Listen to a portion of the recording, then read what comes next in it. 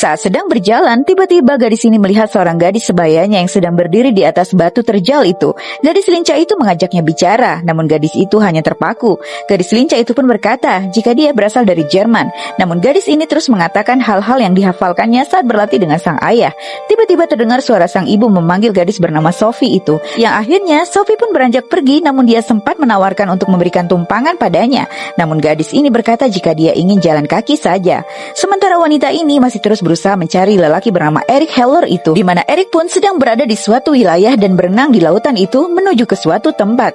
Mengintip dari balik dedaunan itu, gadis polos ini pun tampak tersenyum melihat orang-orang yang ada di sana dan memperhatikan aktivitas mereka, terutama para wanita yang sedang mencuci pakaian di sana. Dan tak lama ia pun sudah mengganti bajunya dan mulai berjalan menyusuri wilayah yang terasa asing baginya. Dan tibalah dia di depan sebuah penginapan. Saat pemilik penginapan itu bertanya ia dari mana, gadis itu pun berkata jika dia dari Maroko, lalu memperhatikan peta yang ada di dinding itu.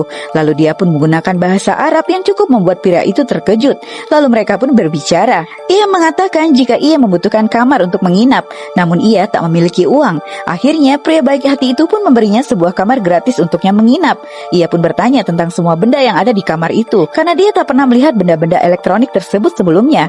Namun saat ia menyentuh ceret listrik itu, seketika dia terdorong mundur karena air panas yang mengenainya. Lalu ia pun menjadi panik saat mendengar suara kipas angin di atas itu, yang ia rasa persis suara helikopter yang menyerbu rumahnya malam itu. Dan saat masuk ke dalam kamar mandi, gadis polos ini pun tak kalah kaget melihat air yang seketika keluar dari shower tersebut. Ia pun menjadi panik dan berlari keluar.